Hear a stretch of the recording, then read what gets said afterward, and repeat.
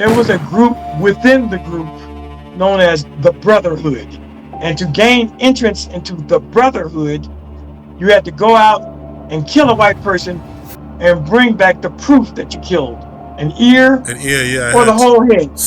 I know if you love white people who hung you, I have never hung you. So you got to love me. If you don't love me, you are a lying hypocrite.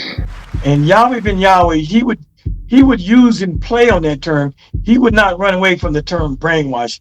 He would simply say, yes, I'm brainwashing you. I'm washing your brains clean of white supremacy. The Drazzy Show. Ladies and gentlemen, welcome to the Drazzy Show. It's your boy Drazzy, and today I have another special guest of us. He goes by the name of Khalil. Khalil, how are you doing, sir? I'm good. How you doing? I'm fine, sir. I'm fine. You were part of a cult, no?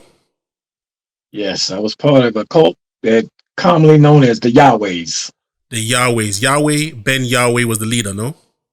Yahweh ben Yahweh was the leader of the cult. I see. So explain to me what the cult was and how you got into it, please. Okay, so in the beginning, I'm 63 years old today, but at the time I was 20 years old. Oh, wow. Young man, yes, freshman in college. I picked up some literature at one of my fraternity brothers' house. I had never heard or read about this particular religion or whatever it was, but the literature was fascinating. It talked about black people being the original Jews of the Bible, which I always thought that the Jews or the Jewish people were, European or white. And this literature was telling me that I was actually a part of the 12 tribes of Israel from the Old Testament Bible. All so-called black people in America, descendants from slaves, are Hebrew Israelites by nationality. You're the tribe of Judah, the nation of Israel, the children of Yahweh. Your Hebrew is your culture, Hebrew is your language, and Hebrew is your name. Your last name is Israel. And you have a land called Israel today. Tiny piece is called Israel. All of North Africa belongs to you and me. So I found that fascinating. And then it went on to talk about the prophets and Jesus and God all being black people, not white or anything else. And I found it fascinating. So I asked my fraternity brother. He was in the shower when he came out. I asked him, "Hey, where'd you get this literature? Who is this person?" And he told me the guy's name was Moses Israel. That was the leader's name at the time. And I said, "Hey, I want to go to this meeting. I'm loving him." And he was very casual about telling me things. He said, "Yeah, that's the meeting I go to. It's on Wednesday night." I said, "I want to go." So the next Wednesday, I was there. And before I even went to the meeting, I had already taken his literature home, studied it, went to the Bible, looked at the scriptures. It all lined up with, this one scripture talks about being in a strange land for 400 years. That would be America. All that made sense to me. And so all I need to do is go see who the bringer of this information was. And so I went to my first class that next Wednesday. And from there on, I was in there. Wow, 20 years old, impressionable, impressed by this man's literature. Ah, man. So at what point did you start seeing the cracks? Did you start putting the clues together and realizing, hold on, this isn't what I thought it was? Okay. Well, I was in the Yahweh cult for 5 years. I didn't see any cracks to about year 3.5, maybe.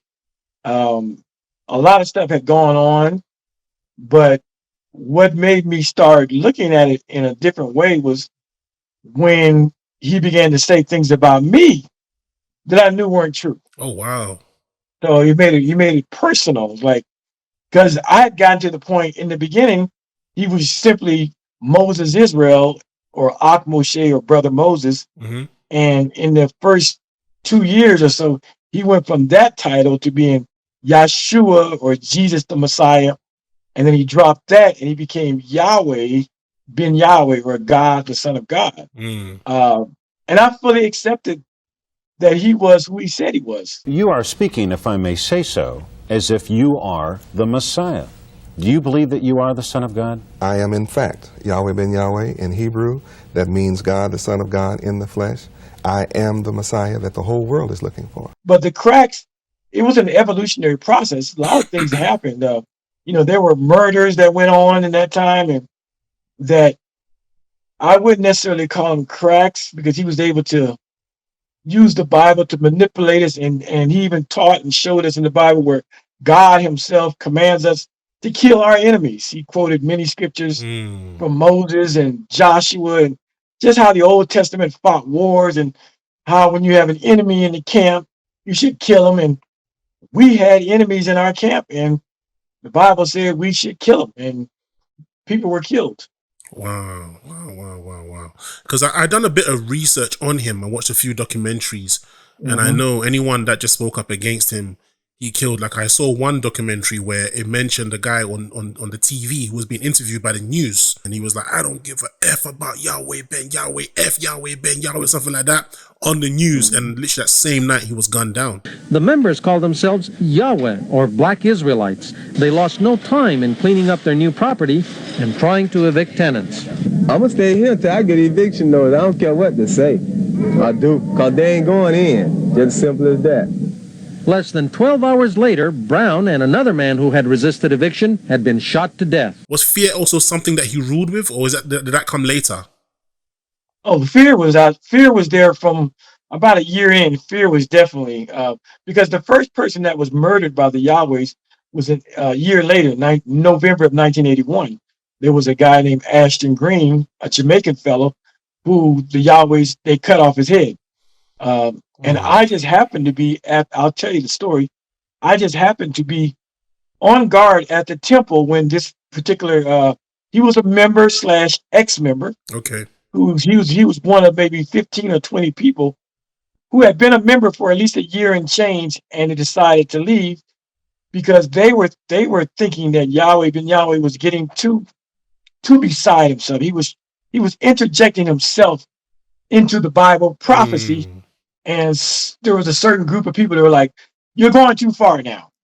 It's okay to say that black people are really the original Jews, and God and Jesus is black, and we're going to rule the world forever. But now you're trying to say that you are the one who's chosen to do it. And about 15, 20 people, they abandoned ship. They jumped ship. It was like an apostasy. They got out of there. And part of it was, instead of them just going on and doing just leaving, they began to use some of the literature that Yahweh ben Yahweh had produced and basically use it and try to recruit and start a rival church in Miami, a rival temple. And then they were kind of agitating us. They were coming by the temple at one point with a gun and shooting at the walls. They were doing some things. So the clapback was, one of these guys came to the temple one day, Ashton Green. He came to see Yahweh ben Yahweh, and I was on guard duty at the front door because by then I was a full-time Yahweh employee, but we didn't get paid money. A full-time member. I see. And at that time I lived with Yahweh ben Yahweh. I lived in the same building, a few doors down from him. So we had a rotating guard duty, and during my guard, one of these people who had left the temple came back. And when he came back, the head of our security happened to be there, and him and 8 or 9, 10 guys took him to see the teacher, Yahweh ben Yahweh, who wasn't there. So I already knew it was bad news for him. And they took him to the back of the temple, out like a loading dock in the back. And I followed the crowd, but about halfway back, I was commanded to go guard the side door. I don't know why I was told to go there at the time, but when the head of security tells you to do something, you do it. Yeah. And so here I was, 21-year-old kid. I make a beeline. I go to the side door and stand guard. While I'm standing guard, I begin to hear bumps and thumps and, moans and screams and grunts. He was being tortured. So, of course, yes. He was being tortured. Tortured, yes. So I the curiosity got the best of me. So I leave my post and I creep back to look to see, and I get a glimpse of what was going on. And sure enough, the guy who came to see Yahweh Ben Yahweh is on the floor. He's being beat, kicked, stumped, punched. There I seen objects people were hitting him with. Once I saw what was going on, I ran back to my post, and I remember my heart racing a mile a minute. I remember being teary eyed. That Yeah, whole yeah. feeling of being frightened. And shortly thereafter, they bought this guy by the side door that I was at going guard duty at, and they brought him by. He was still alive.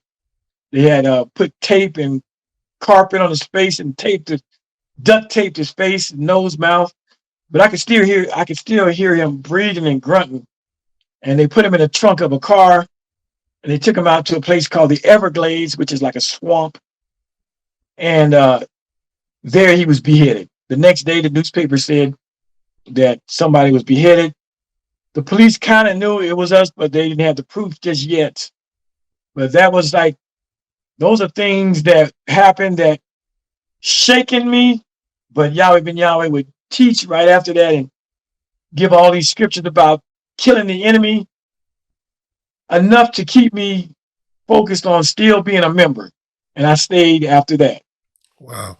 But what I don't understand is, why did the guy come back? If he had left and started his own church and he was shooting at your church or your temple, sorry, why did he come back? Did he come back because he wanted to become a member again, or did he want to like diffuse the beef? What was it about? Well, as far as membership, there's no ledger or record. You don't sign to be a member. You just start going to the temple. Um, as far as I can tell, the guy he was a Jamaican fellow, and he wanted to have a one-on-one with Yahweh Ben Yahweh. I guess about the teachings. I guess about him claiming to be a Messiah, a God, a son of God. Um, he's a nice guy. I knew the guy too. He was, Jamaican fellow. He used to laugh. His voice was loud above everybody else's when he would laugh or talk. So he came back he wanted a one-on-one meeting with Yahweh Ben Yahweh, but he didn't recognize or realize that we had labeled him a hypocrite. And Yahweh Ben Yahweh had taught that the hypocrite must die. Wow. I know if you love white people who hung you, I have never hung you. So you've got to love me. If you don't love me, you are a lying hypocrite. You're a snake if you don't love me. Also, I don't know if it's rumors, but I read somewhere as well that he was taking some of the members' wives. Oh yeah, yeah. He took my wife. I mean, I had a wife when I went down there. Me and my wife joined together. But again, while I was in there, I didn't know what was going on. You don't know. Even though I was a full-time member, I lived in the same compound, the same temple as he. Uh, and there would be times I would be on guard duty at 1 or 2 or 3 o'clock in the morning. And every now and then we do like a rounds around. We'd walk through the aisles of the temple, down the aisles where the bedrooms were. And every now and then I would see Yahweh Ben Yahweh in a bathrobe come out of a single sister's room or even a married sister's room when the husband was out of town doing Yahweh work or whatever. And I was so naive that I would think he was simply giving him a candlelight Bible lesson. I thought it was all spiritual, no hanky panky. And he would see me, he would go, "Shalom, son." I'd go, "Shalom, shalom, Abba." We called him Abba or Father. I see. And I never thought nothing about it. I didn't know about the sexual stuff until I left, and many other people left, including some of the women. And there was a house that we would all meet at, just all of us ex-members. We just kind of meet, and everybody had a piece of the puzzle. And it was one particular sister that schooled me and said, he was having your wife too. I said, "What?" Oh, wow. So I didn't know that. your wife never told And you? then, huh? Your wife never told you? Why would she? No. Oh, Hell no. man. She had to this very day, as I talk to you, we've never had a conversation about it. Seriously? Oh, This is man. my ex-wife now, by the way. Oh, thank God. When you said to this day, I was thinking, I don't know if I could have still. No, it'd be some furniture moving. I ain't never hit a woman, but that might have took me to a place. Man, but you know what's so sad? You know, besides the whole humorous side of it, it must have traumatized her, the fact that she couldn't tell you about it. You know, maybe there might be some threats involved, or maybe she might have been so disillusioned, it became like a groupie kind of thing. You know how some women are with celebrities. Maybe she thought she can get closer to God or something. You know, Yeah. you probably Well, manipulated her. I don't think she was afraid of me. I think it was more the groupie thing. I mean, I mean, once you can convince a person that they are God, then what woman wouldn't want to have sex with God? Mm, this guy sounds like a troublesome man, man. Yeah, when you convince, he convinced because he convinced me that he was God. So if he's convinced, and he was a very handsome man too, and you convince this black man, light skin, long hair, beautiful green eyes, handsome, convinces these people that he's God, convinces women that he's God. When he says take your clothes off, it's going to be clothes off, legs up in the air. And for me, he sent me to Newark, New Jersey for about a year. And while I was away, Sorry. Okay, yeah, sorry. You said he sent you to where, sorry? he sent me to Newark, New Jersey for about a year. He sent me up there to start a temple, a church for the Yahwehs. And while I was gone, evidently that's when he kind of made the moves on my wife. And Wow. yeah, some of my YouTube or social media nemesis, enemies, detractors, they lie and say that because I became a federal government informant. Okay. Was that to take We'll him get to down? that. But yeah, but they they are using the simple excuse that my wife was or he was banging my wife to say this enraged me and made me go to the FBI, which is a complete falsity Mm, because I had already by the time I found out that that's what was going on with my wife and Yahweh, I was already in communication with the FBI. But that's mm, just that's only a few people that who really don't know my story and they just simply just don't like the fact that I'm a self-admitted government informant. mm, But there's two books out there, my book, and there's a book by a Pulitzer Prize winning journalist, mm.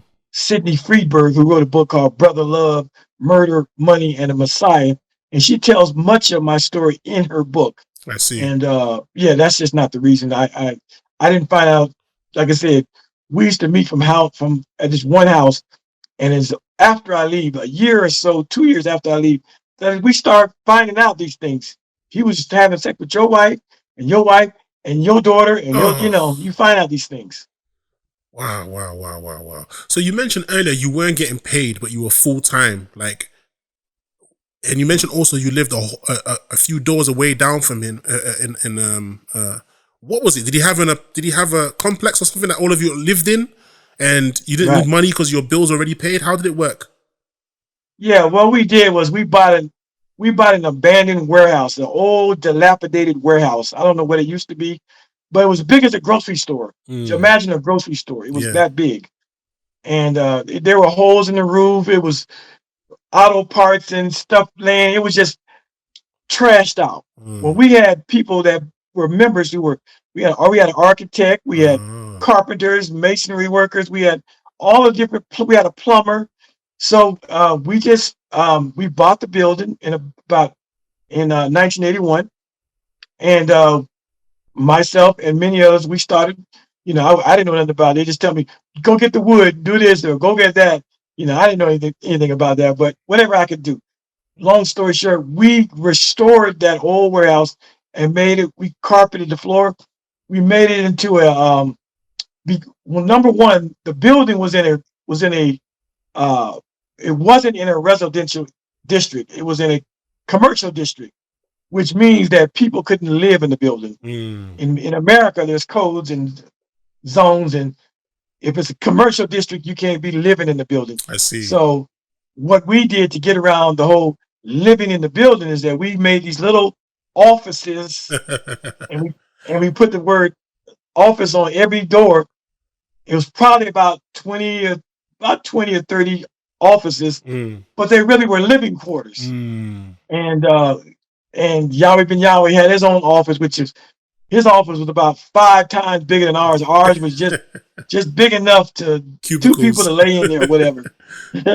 And there was no ceiling either. It was you had a sheet wall that went up about 8 feet, but the ceiling was about 12 feet. So when you decide to have sex, if you were married, Everyone. you had to be very, very careful because sound jumped from one cubicle to the next. There were cubicles. Mm. And there were a couple of instances where the fire marshal came to see if people were actually living in those buildings. And we always were tipped off that they were coming. So we take the beds out and we put them in the back of the building, and we put desks and chairs and make it look like an office. Mm. So that was kind of a harassment thing by the city of Miami. But yeah, so I was living there, and as a full-time worker, it simply means that you don't go to no white man's job. Mm. And no, when you are a member of a religious organization, a lot of times they don't pay you, but I know in Christian organizations they do pay. Mm. But in our situation, you basically got your room and board for free. We got 1 meal a day, which was beans and rice. It Mm. was free. And when you needed stuff like toothpaste and toiletries and you just go ask there's a lady in charge and she makes sure you get what you need to live. Mm. But you dedicate your life to Yahweh. If you have a car, a bank account, It's his. anything of substance, you gave it to the church. You gave it to the religion. Wow. So what did including other people and yourself? What did people's family members think? Did they think you guys were brainwashed? Were people trying to bring you back to your old character? What was it like? Oh yeah, we heard the term brainwashed by our friends and family. And Yahweh Ben Yahweh, he would use and play on that term. He would not run away from the term brainwash. He would simply say, "Yes, I'm brainwashing you. I'm washing your brains clean of white supremacy." And we'd all Wow. clap and go, "Yeah!" Because Wow. he believed that the world, that black folk, that our brothers and sisters, black Americans, that they were the ones who were actually brainwashed. Mm. Um, he actually called he he had a phrase for black men. He called them dead Jacobs, and he called black women dead Eves, meaning they were Mm. mentally and spiritually dead. Mm. So he didn't run away from the term brainwash. He said, "Yeah, I'm brainwashing.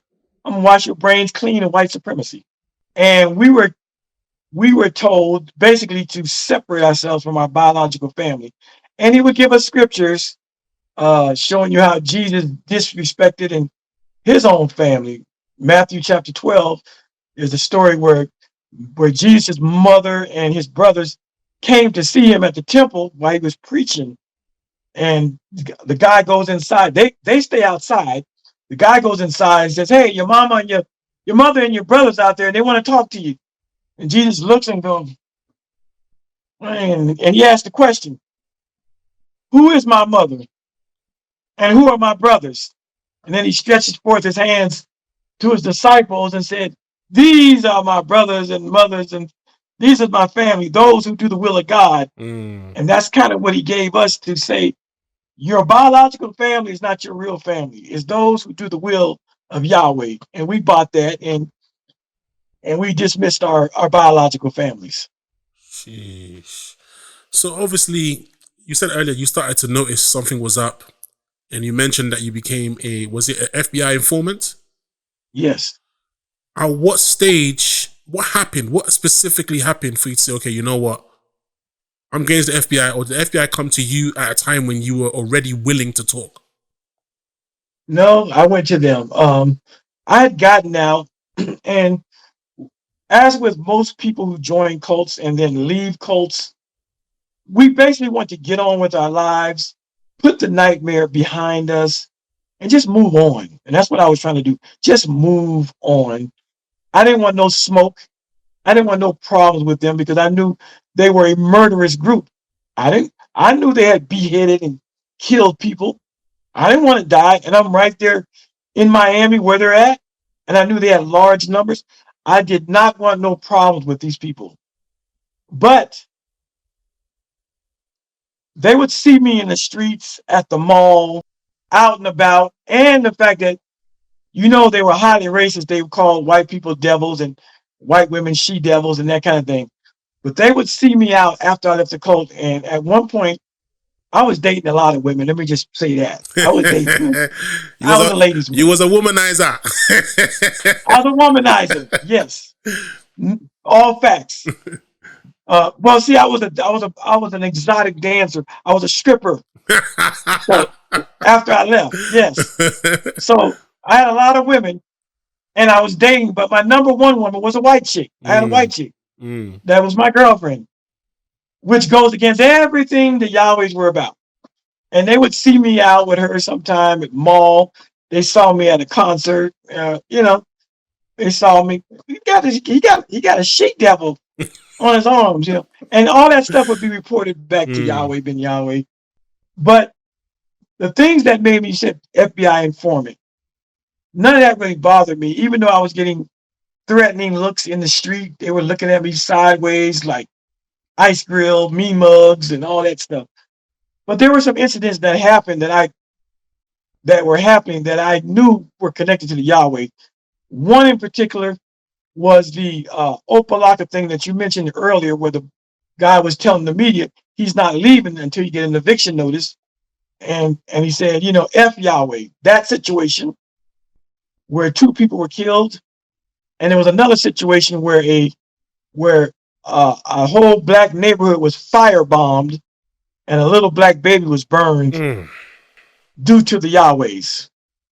And it was that, and it was the firebombing of the black neighborhood and the baby burning that made me say, enough is enough. Somebody has to take a stance.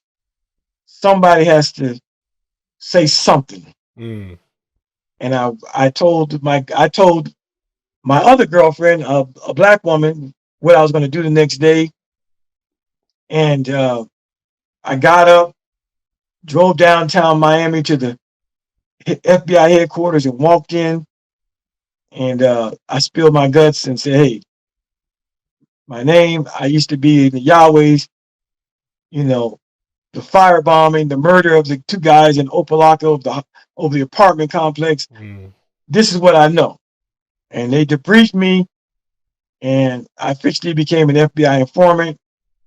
And I would talk to them several times a week for the first couple of years. It went on for about 5 years.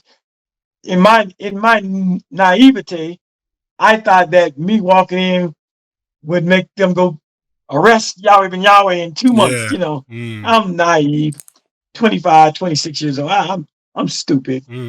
But it would drag on and drag out for 5 years. And it wasn't until I went to the FBI in 86, it wasn't until 1991 that the FBI set up a sting and an early morning raid, like 4 a.m. or something, 5 a.m. They had a sting and they arrested about 16 of them around the nation. Yahweh ben Yahweh at the time was actually in New Orleans on a speaking tour. And they got him out of the Monteleon Hotel in New Orleans. They called his room up, said, come out with your hands up. And I watched it all unfold on the news. I was happy. I felt like my work had paid off. Mine and many others came forward. Even some of Yahweh ben Yahweh's family members became FBI informants. Even his biological family and his stepchildren informed on him. That's how bad he was. There's people like to say, yeah, you're a snitch, you're a rat. I said, okay, I'll take that. What do you say to Yahweh ben Yahweh's 3 stepchildren? What do you say to his niece and nephew? What do you say to his biological sister who testified against him? What do you say about them? You got to be a bad person when your blood takes the witness stand against you. And indeed, he was bad. Businesses located close to this Yahweh economy inn say they're not threatened by the Yahwehs. No, they don't scare me. They don't bother me, so I don't have no reason to be scared of them. No, we have our own business. And they don't scare you? You're not afraid they're going to beat you up or anything They didn't come here to talk to us, no. The Garcia family lives directly behind the motel. They say the Yahweh's presence in this neighborhood has made it a safer place to live. When they living here, no more drugs, no more prostitution. Okay. If they are dangerous or no, I don't know. But for me and my family, no. Good neighbors. But you said it took years before the FBI did anything. And you said prior to you going to them, you had a white girl. Sometimes they'll bump into you in certain public places. Why, if they were so, treacherous, why didn't they make a move on you? How did they leave you to live as what they call a hypocrite for so long? Right. Part of it was the connection between my wife was still there. When I left, my wife stayed. Oh, God. So she was there. And although she was fully against me, but still she was my wife. And I think Yahweh Ben Yahweh still had reservations that even though he had her, you never know what makes a person go the other way. Or, maybe if they killed me, that would be too much for my wife to bear, and maybe she might crack and she might, leave and then go to the FBI. So they didn't. But they certainly gave me messages that came back to me that if they caught me, if I just happened to wander off down the wrong alley, that they definitely would take care of me. I mean, and the other thing that kept me alive, I would say, is that I became pretty public in the media. I see. Even though the FBI did not like the fact that I was speaking, I talked to the Miami Herald. The Miami Herald, which is the big newspaper in Miami, they did a whole on Sunday. That's when the big paper comes out. They dedicated the whole living section of that paper to me. And by then I had married the white woman I was telling you about. I had married her. So they had a whole layout, pictures of me and her, me holding the Bible. I became kind of untouchable. I see. In other words, if you kill me, it's going to look pretty evident that what you're saying is true. Did it. Yeah. I was in the black newspapers. Now, mind you, I was talking about being a stripper.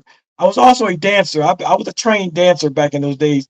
I did ballet and jazz and modern. I did all. And I had been in newspapers for dancing and pictures of me. So I was out there. And then in 1988, a New York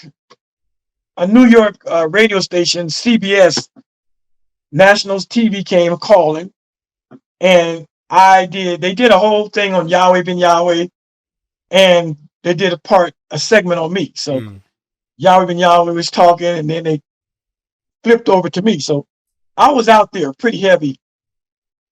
And part of my strategy, because I knew they had killed people who had left the cult too. So part of my strategy was using the media as kind of a protection. If you're that foolish to want to kill a man who's been on national TV, local newspaper, white newspaper, local black newspaper, all over the place, then go for it. I made it hard for them. And I think Yahweh Ben Yahweh was smart to say, let's keep our hands off of him. And his wife is still down there. And at certain points, my two children were down there. We were tug of war. We had tug of war with them. They were with her. I would get them. I let them go back to her. She'd take them to the temple. It was a mess with that. But my kids were the other part of the equation. So Yahweh Ben Yahweh felt like I was probably untouchable. He had the media working for him. The wife was there, and the kids were there sometime. How did that feel, knowing that your kids? I was going to say, originally I was going to ask you, how did you feel that your wife was there? But that you can manage because she's a grown woman. She's made the decision. Plus, at the time, you probably would have suspected that he's sleeping with her, even though you didn't have no facts. But your children, how did you feel about that? Well, when I left, my son was 2 and my daughter was 5. And to this day, I always felt like if a man and woman can't be together and you have children that young, I believe the children should be with the mother. Yes. Let's put it that way. Yes. I believe that the the maternal instincts of a mother, children, and my son was still breastfeeding. As much as I wanted to take them when I left, I didn't really know where I was going. I didn't have a penny in my pocket. Yeah. I didn't know where my biological family lived because we had stopped talking 4 years ago. I was just leaving. I didn't even know where I was going to sleep that night. So there was no way I was taking a 2 and a 5-year-old away from their mother, and I didn't know where I was going. So I knew that the kids would be fine. They would be clothed, fed, sheltered. My thing was I'd have to figure out a way once I got myself together how I could take the kids from her.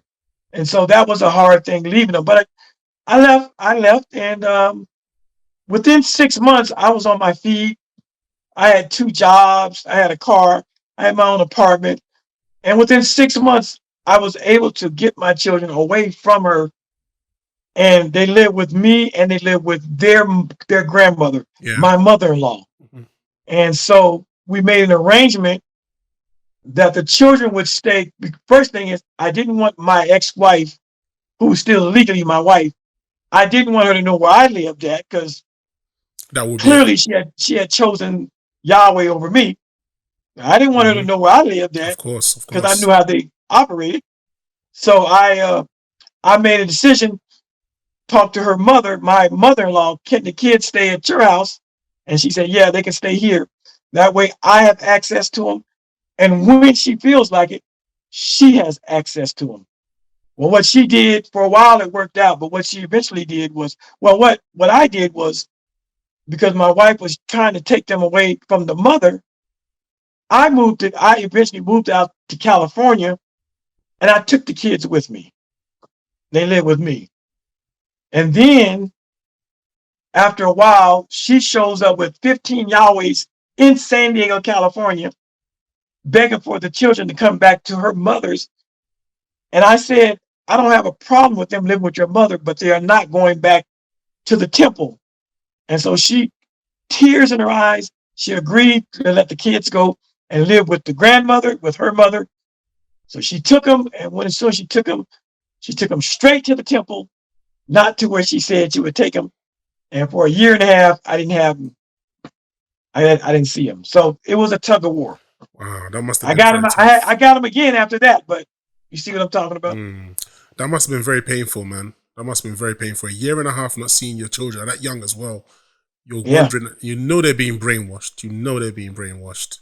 Absolutely. Jeez. So your new wife was a white lady. How did she feel about that cult that you were once in, knowing that they literally consider white people devils? Well, of course, when I met her, she didn't know anything about my former life. Okay. Once we started dating, she didn't know anything, and I wasn't in the mood. I wasn't in the game of just talking about my past. I had to really know you. And at the beginning, I didn't love her. I didn't know what it was. It was 2 dancers who were in a dance company that were banging, and she was one of 6 or 7. And she was well aware that she wasn't the only one. I never held it. She actually come over sometime, and a woman was leaving, stuff like that. I was straight womanizer. I didn't care. So as we began to date and it got serious, and I started having feelings for her, and I came to love her, and I began to tell her, this is what I'm involved in. I remember, I'll tell you this quick story, that at one point, the United States Marshals, they're like, in America, they're like the FBI. Them and the FBI, United States Marshals, same package of people. They came and they picked me up from my job one day and took me to a prison. And the reason they took me to the prison is because I had been subpoenaed to testify in that matter that you talked about earlier, where the guy said he wasn't leaving his apartment. I had been subpoenaed to talk about that, and I refused to talk about it. But they sent me like $150, and I spent it. And I spent the money, but I didn't show up to court. So they picked me up and put me in this prison for about 5 days. And while I was gone, the white girl who had been seeing me every day, we were having sex every day until it was that time of her month. But every day, all of a sudden, I went missing for 5 days, and she didn't know what was going on. So the FBI, 5 days later, they came and got me out of the prison, took me to a secret location hotel on Miami Beach, and I called my girlfriend. Her name was Christina, the white girl, and she ran over there as fast as she could. And it's at that time where I really began to sit her down, because she's over there. She's hysterical. She's booing, boo-hoo, crying when she comes to the door, crying, because she doesn't know what's going on with her man, and she hadn't seen me, talk to me, call me for 5 days. And so that was the turning point where I sat down and said, this is what I'm involved in. And at that time, the FBI was telling me, it's time for you to leave Miami because you're on a hit list and they're going to kill you if you don't leave. And so I told my white girlfriend that I got to leave. I'm going to move to California. And I did not expect her to, mind you, she's only like 19, 20 years old. She's in college. She lives at home with her mother.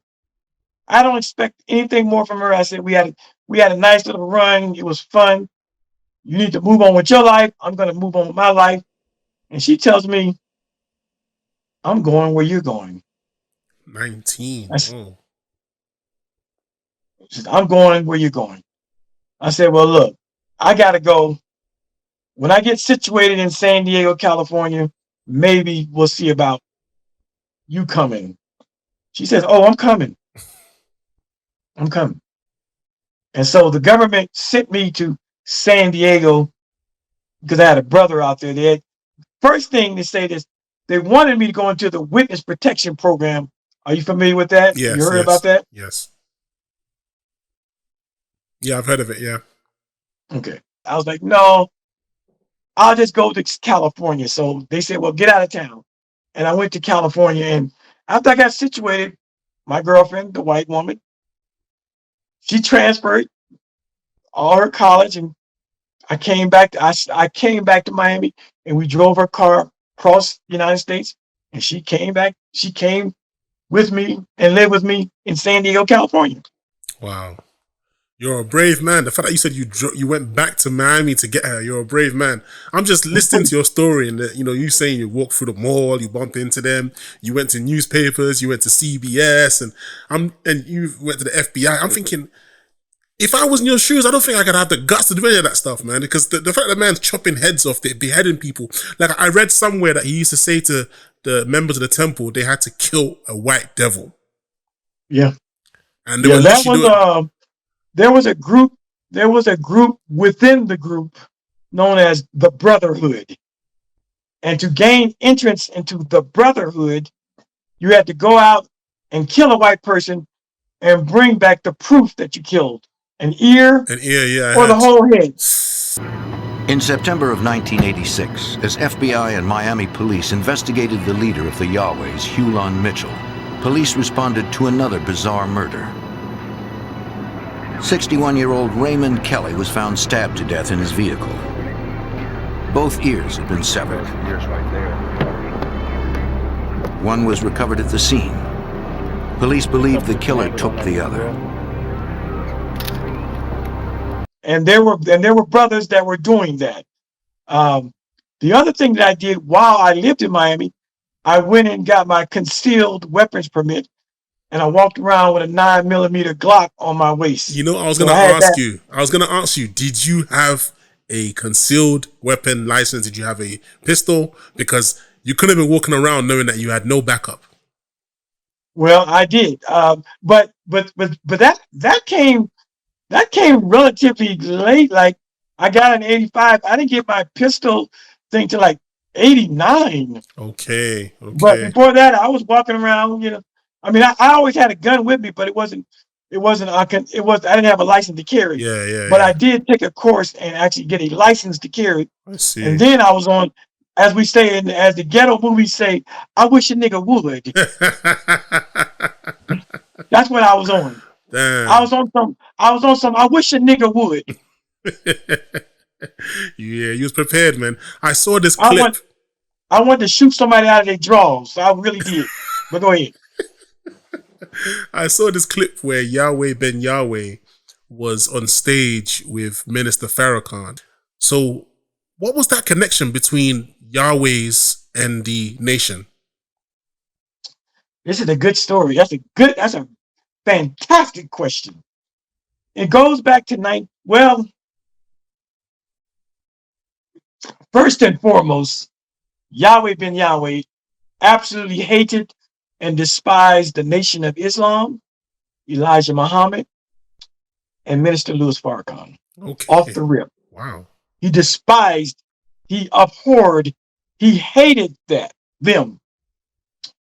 In 1981, members of the Nation of Islam came to our temple to have a dinner. We had a restaurant inside the temple. They came one Sunday, about 10 of them. While they were eating their dinner, they could hear the lecture. Yahweh Ben Yahweh was on the podium lecturing when we tipped him off that the nation was next door eating dinner, listening to his conversation. Immediately, Yahweh Ben Yahweh went into a diatribe, a rant against the Nation of Islam. Disrespectful. I'm talking, I can almost quote him saying, their dead leader, Elijah Muhammad, a dumb nigga. And then this new nigga, Louis Farrakhan, he's trying to resurrect the Nation of Islam on the grave of a dead man. And I quote, I've got to cut you there. This the kind of shit he was saying. I've got to cut you for 1 second. Why would they come and have dinner if he didn't like them? What was the purpose of them being at the temple? What it was the Nation of Islam didn't know of the venom and vitriol and rhetoric that Yahweh Ben Yahweh had been spewing against them. Okay. They came as a solidarity, all black right. power, black folk. Let's help each other. I see. Let's spend money with each other. I see. The nation was similar. on that. I see. But the backstory is, even this happened in 1981. I was there. I was the one standing guard in the cafeteria watching them eat and watching them throw their forks and knives down and beat it up out of there in the middle of Yahweh Ben Yahweh going ape shit crazy on the Nation of Islam and Louis Farrakhan and Elijah Muhammad. Wow. They didn't even finish their meals. Now, the backstory is that I didn't know as a member, Yahweh Ben Yahweh. He used to be a member, no? Bam. Yeah, he used to be a member of the Nation of Islam. Right. Not only was he a member, he rose to the rank of minister of Atlanta Mosque number 15 in Atlanta, Georgia. His name was Hewlin Shaw. He was directly in contact with Elijah Muhammad and Malcolm X. I didn't know that as a member. I didn't understand the venom and the vitriol and the disrespect that Yahweh Ben Yahweh was spewing against those Nation of Islam members next door at that time. I understand it now because Yahweh Ben Yahweh was basically kicked out of the nation. So there was bad blood between him and the nation. He was getting a bit personal. It was personal. So how did Yahweh Ben Yahweh, according to the book Brother Love, Murder, Money, and a Messiah, which I have right here. Murder, Money, and a Messiah. I see. Sidney Freeberg, in her book, she says that the Nation of Islam kicked Hewlin Shaw, aka Yahweh Ben Yahweh, out of the nation for homosexual tendencies and misappropriation of funds. That the nigga was stealing and possibly messing with young boys. Did you ask your children if they were ever touched? No, my children were never touched because they were too young to be touched. Okay. Even if they were, they wouldn't remember it, but they weren't. I dodged that bullet. And that was one of the reasons why I fought tooth and nail To get with them my out. wife to get them out. I Because see. ultimately my daughter would have been touched by him because Yahweh ben Yahweh was having sex with his 12-year-old stepdaughter What the hell? since she was 12. And when she left, her name was Sarah. When she left, she said, and I quote, I can quote these people because I talked to them personally and I talked to people who were very close to them. Sarah told her mother, Sister Judith, who was Yahweh ben Yahweh's common-law wife, Yeah. the national secretary of the nation of Yahweh. Yeah. She said, I'm leaving, Mama, because I'm tired of your man fucking me. Jeez. And how old was she at the time? She must have been, because She was 15 when she left, or so, 15 or 16. So for 3 But he had been years. doing it to her since she was 12. Oh my! For 3 years, she went through that. Yeah. Oh, that is just. So how did that picture come about with him and Minister Farrakhan stood together? How did that come about? Okay, let's get to that. Yeah. It was actually the Nation of Islam were down there in 1990 because Farrakhan, he does these rallies where he goes to different cities and preaches, and they contacted one another. However that happened, and Yahweh ben Yahweh was invited to sit on the stage because by the time now that story that I told you earlier was 1981, and believe me when I tell you that Minister Farrakhan heard about the story because they left there and they reported it to the local Miami mosque, and I'm sure it got back to Chicago. Of course. That's without a doubt. Yep. Okay, so from that time until you see them on stage, there was no communication, but somewhere they communicated, and by the time this happened, Yahweh ben Yahweh owned Miami as far as black leadership and who was running stuff. Yahweh ben Yahweh had been given the key to the city. They had made it Yahweh ben Yahweh Day in Miami. So the mayor did this. The mayor gave him the key to the city and gave him a day. Gave him a day. Even after all these. While he was under investigation for murder with the FBI. What?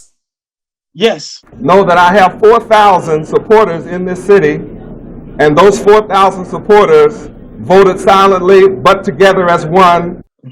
Yahweh ben Yahweh by then he had gotten into politics, and he was able to take 10,000, 5,000, 10,000 block votes and give it to one candidate. Oh, that's power. I see. Now it makes sense. Politics. And he was rolling with the Republicans over the Democrats, and he was able to move. He was able to put people in office. He had all the black leadership in his back pocket, basically. And so, yeah, they gave him a day, even while the FBI was, investigating. Even though the grapevine and the hood speak was whispering that this guy was a murderer, cutting off heads and welfare frauds and scams, all that was in the air. But he got a day. It doesn't matter because guess what? And then he has the black by the time vote. Farrakhan comes along, Farrakhan acknowledges that he is that man. He's that nigga. Oh, wow. So if Farrakhan wants to come to Miami, it's just like they say in the rap world. Check in. These rappers talk about checking in. If you want to come to LA or New York or a rapper, you got to check in. Check in with the local Crips or Bloods or whoever. Check in with the streets, street bosses. Farrakhan had to check in to come to Miami. And no one can deny the good work that he has done in the city of Miami, Florida, and all over these United States.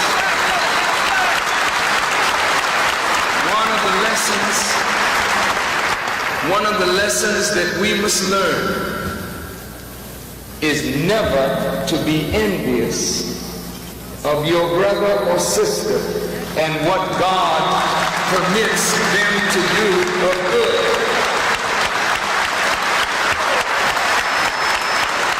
Yahweh ben Yahweh had the juice. You know, I don't understand. These are religious men, but they're moving like gangsters.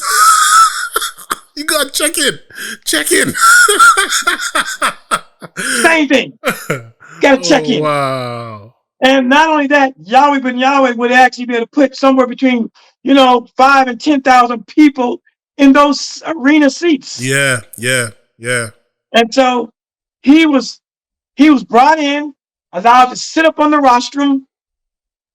Minister Farrakhan known full well about his venom and his vitriol and his disrespect 10 years ago in 1981. He knew full well about it. But, peace treaties. And Minister Farrakhan, when you hear the speech, he actually says that the FBI contacted him and said that Yahweh ben Yahweh wanted to kill him, and was bad-mouthing him.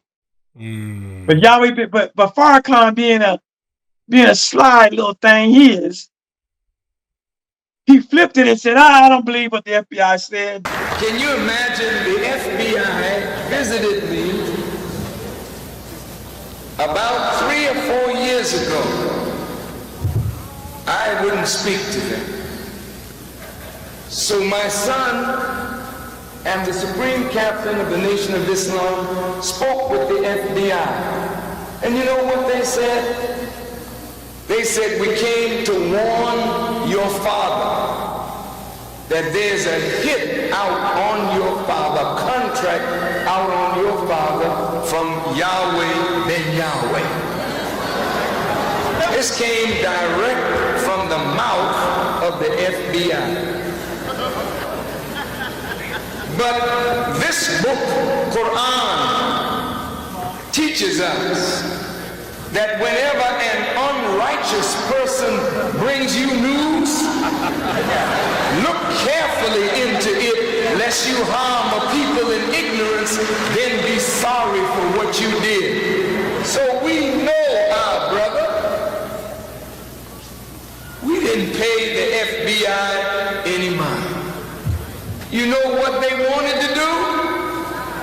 They wanted to see us fight and kill one another.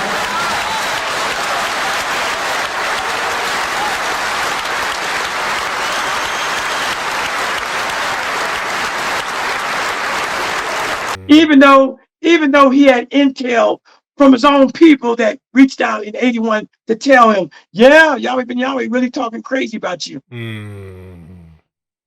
And so he brought him up. He said, this is my brother. I've known this man for over 20 years.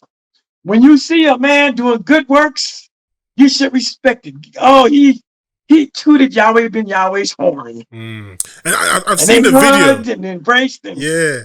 I've seen the video, and you can see Yahweh look so happy when minister saying those things like, I finally got you. Yeah, I'm in charge. I'm in charge. Yeah, he had him. And Yahweh ben Yahweh had the power to not let Minister Farrakhan leave Miami alive. Now, the nation is strong now. Yeah. And they had a lot of people down there with him. Yeah. But they didn't have Yahweh ben Yahweh numbers. Maybe in Chicago, but not in Miami. So you're telling me the nation didn't have a mosque in Miami? Because the nation's been around longer than Yahweh. So they must have more numbers. They did. So why didn't they have the same numbers? Hell no. Wow. No. The nation was dead in Miami. I remember growing up as a child in Miami. We rarely saw those black Muslims, as we call them, black Muslims. The nation in Miami, they wasn't kicking no shit. They wasn't raising no hell. They was right down off of 7th Avenue in a little pink mosque. They had been there 20 years before Yahweh got there. And they never got those kind of numbers. They might have had 400 or 500. Wow. We had 4,000 or 5,000 right there in Miami or more. Well, I'm surprised we ran Miami in the 80s. Yahweh ben Yahweh had motels and hotels on Miami Beach, and we cleaned up the prostitution road and the drug road. We cleaned that up. We was them niggas. We cleaned it up. We had 18-wheeler trucks with Yahweh on the side, 10, 12 of them going down the street with Yahweh on the side. We had vans and motorcades and motorcycles, like, for chauffeur driven limousines. We was everywhere. Wow. We had grocery stores, and we had all kind of stuff. It was about us. And we were buying real estate all around. That's why he got Yahweh ben Yahweh Day, key to the city. They even made him, gave him the business community gave him an award. He was getting all kind of awards. Wow. America sounds so corrupt, man. It is. Seriously. Just because he can get the black vote, they got to keep him sweet. Regardless of how he rose to power, doesn't matter. You can get me the black vote. Yeah. Jeez. Money, power, respect. It makes corruption. you sound even braver, because now you've explained to me the level and the height of his power, yeah, and how mighty this man was. You sound even crazier coming out of there, becoming a stripper, dating a white girl, and having one pistol. And here's the thing, I show you how crazy I am. Find another ex-member that's out here talking about it. There were only 2 people that were brave. It was a husband and wife, but they got shot. And the guy was murdered there on the scene, and the woman had her neck severed, and she crawled to her neighbor's house and was able to get help from the neighbors, and she survived. And she was the first one put it in what they call WITSEC, or the Witness Protection Program. Yeah. 1981. Yeah. But she didn't see the people, her attackers. She didn't see them.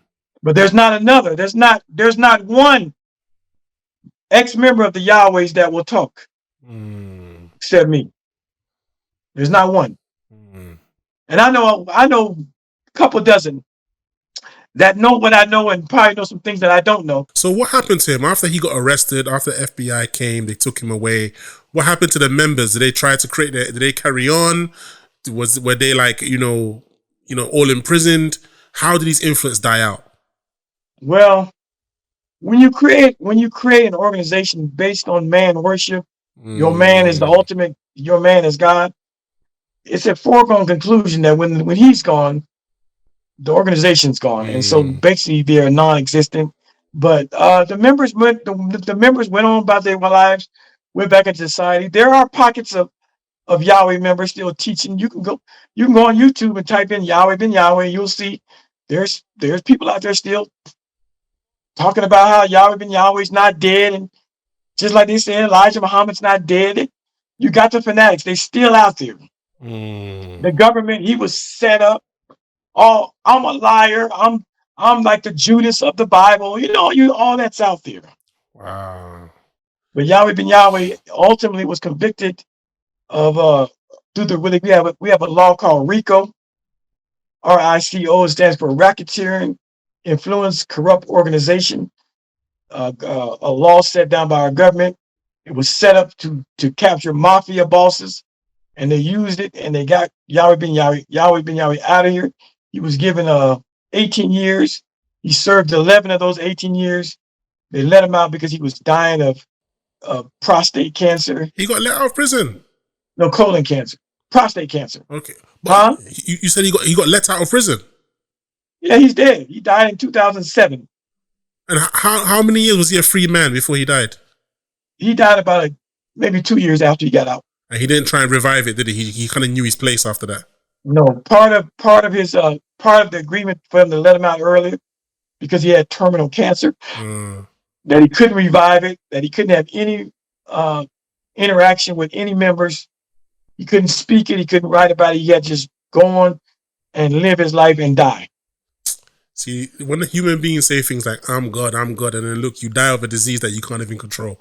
You can't even cure yourself of it. You're just a man. You're just a man. Just a man. Wow. Yeah, and that's the reality of, I've been on 6 national TV shows here in the States, and that's something that I always make a point of in the end, is that, he claimed to be God or a son of God, but he couldn't even cure himself. He died a mere mortal man. Wow. Like we all are going to die. Wow. Mere mortal men. Yeah. But yeah, listen, it's been such a very interesting conversation. Is there anything you want to add to it? It's been fun. I enjoy, people. I do these interviews lots of times, and I never get tired of talking about it. There's so much. I did an interview about this a couple weeks ago. We went 4 hours, and I couldn't even believe it was 4 hours. I was like, oh, that's too much. But I'm always talking about it. My YouTube channel is Khalil Amani's World. If anyone's interested in more details, I've done a whole series on different aspects of the Yahwehs, different aspects of being a government informant, different aspects of being in the witness protection program, having my identity change, what that entailed, what that was like. I talk about all of that. I do dance videos. I do a lot of stuff. But my YouTube channel is Khalil Amani's World, and you get it all over there.